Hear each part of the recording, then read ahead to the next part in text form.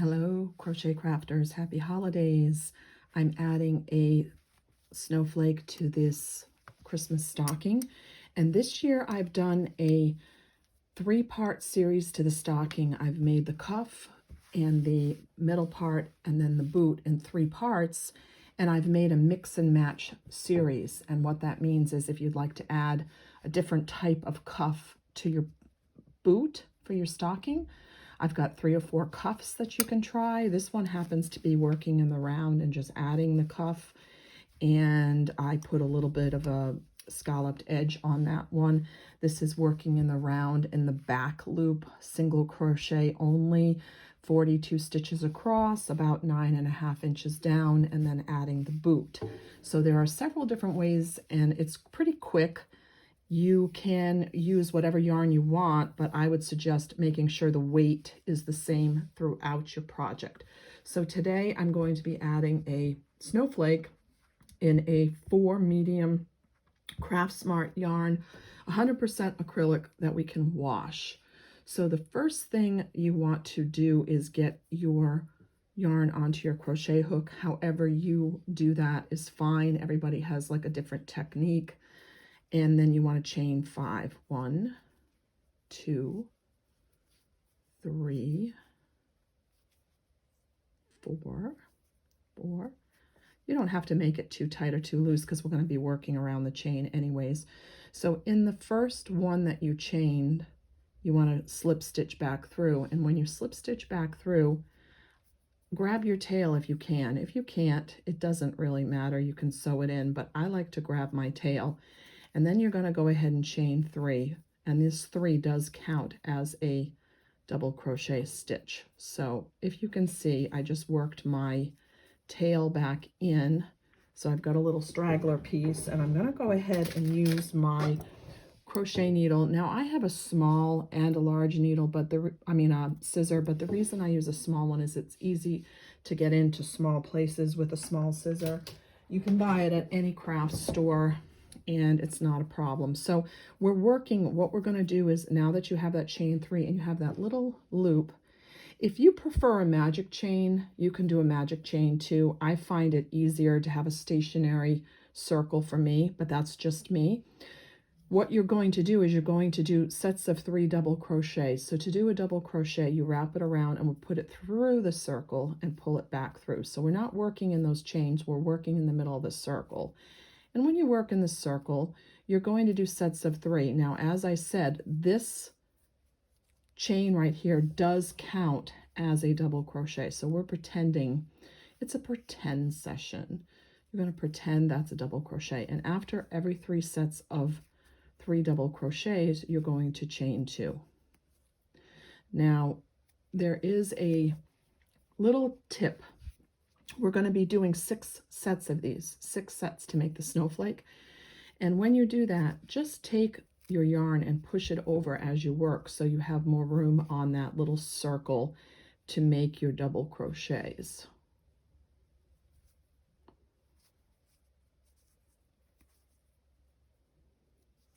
So you're going to do a double crochet and then another double crochet,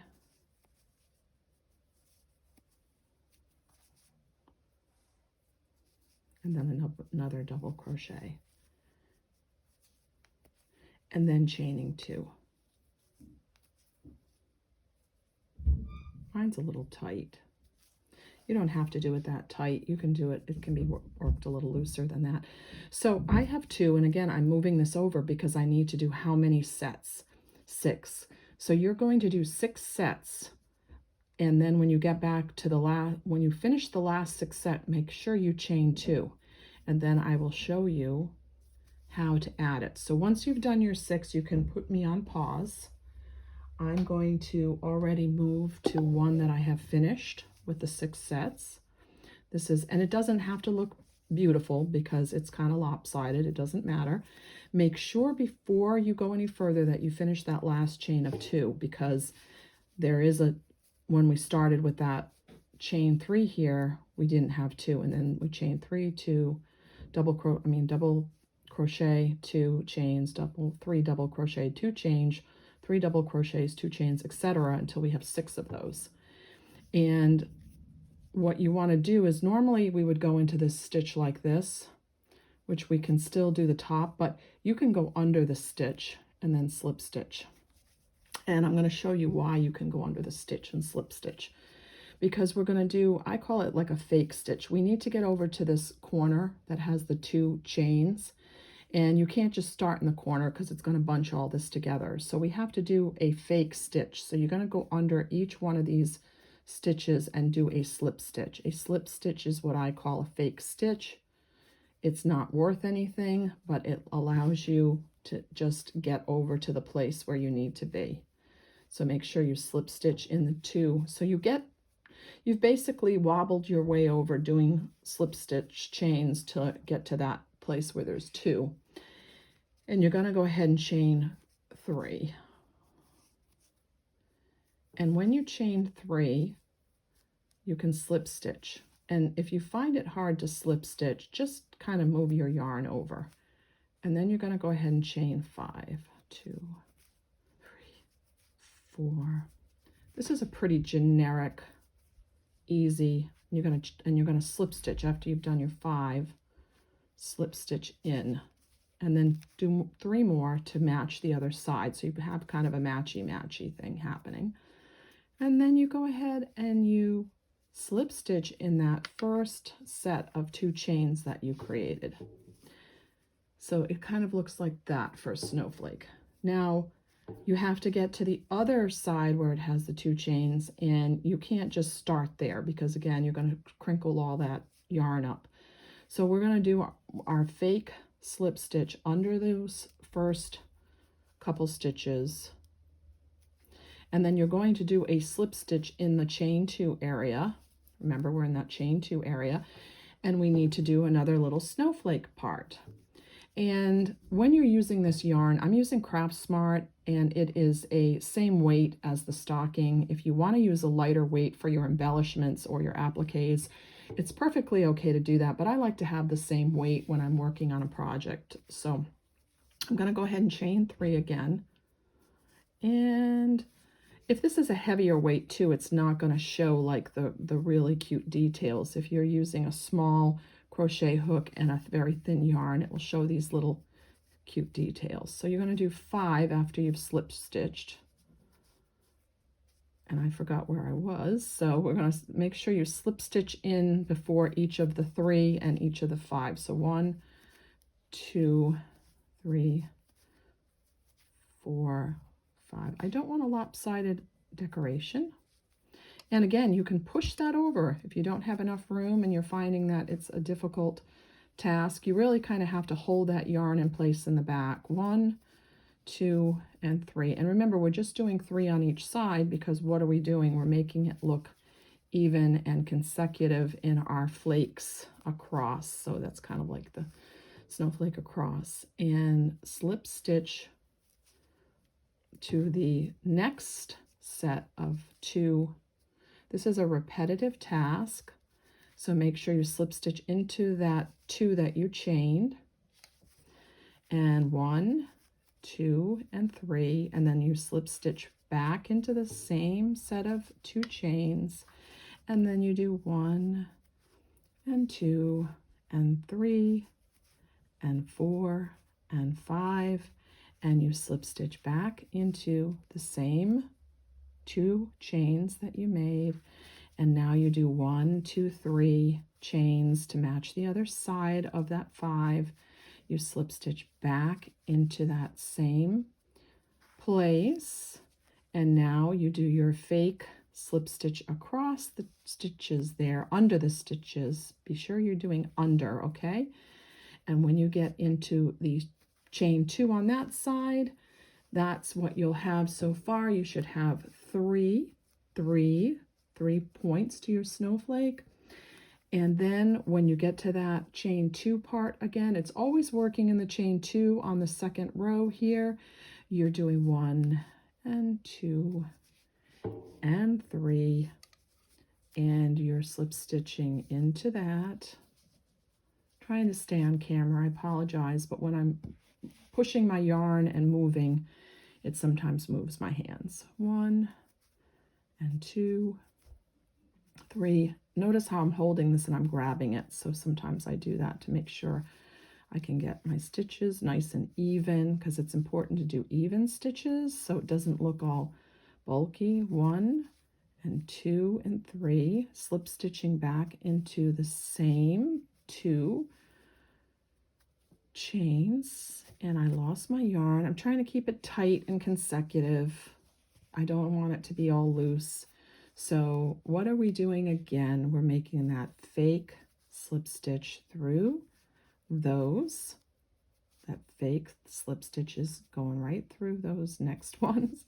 And then you get to the chain 2 and you slip stitch in the chain 2, always slip stitching first into the chain, counting 3 chains, slip stitching back into that 2, counting 5, 1, 2, 3, 4, 4, and 5. I'm keeping my stitches tight so that they're small and tight on my stocking. So I slip stitch in for the 5 and I'm counting 3, 1 and 2 and 3 right there, slip stitching into that, making sure you slip stitch, and we're going to do one more. You can see the snowflake is coming out very nicely. It's going to go right here. One more fake slip stitch.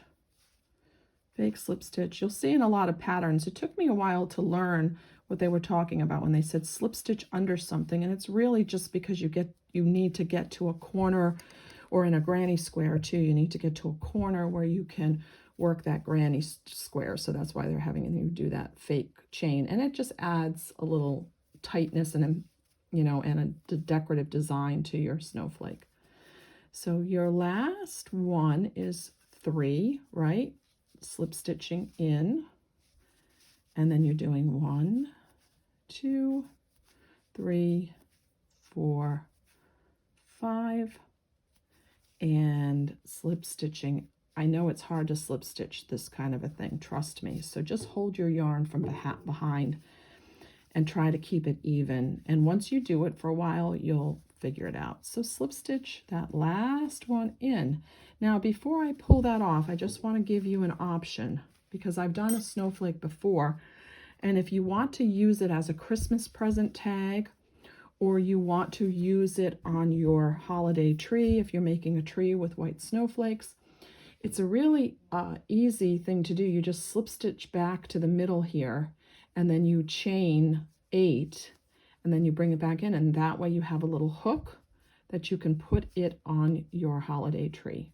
So right now, what I'm going to do is I'm just going to go under this stitch again and pull this through, and that's what I'm going to do. And so I'm not making this for a holiday. I'm not making it for a holiday package thing. I'm going to put it on my stocking. So right now, what you can do is make yourself a long tail. I worked my other tail back in, and I still have, when I work that tail in, I have a little fuzzy piece here. It's going to be on the back of the stocking. It's not going to show, but I still want to make sure. So here is the deal, folks.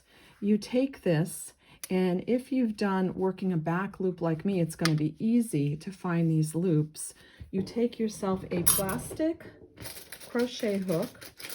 I'm going to add a name to this stocking, so I'm not going to sew this in with you right now, but you just simply take a plastic hook, work around the back to the top loops, working through these stitches right here, so that even when you go inside, you can't see the stitches. I know that seems kind of silly, but if you're going to put holiday toys or goodies in for the grandkids or kids, you want to make sure you don't have all these loose pieces of yarn in the back here that the toys and things can get caught on and then do some unraveling.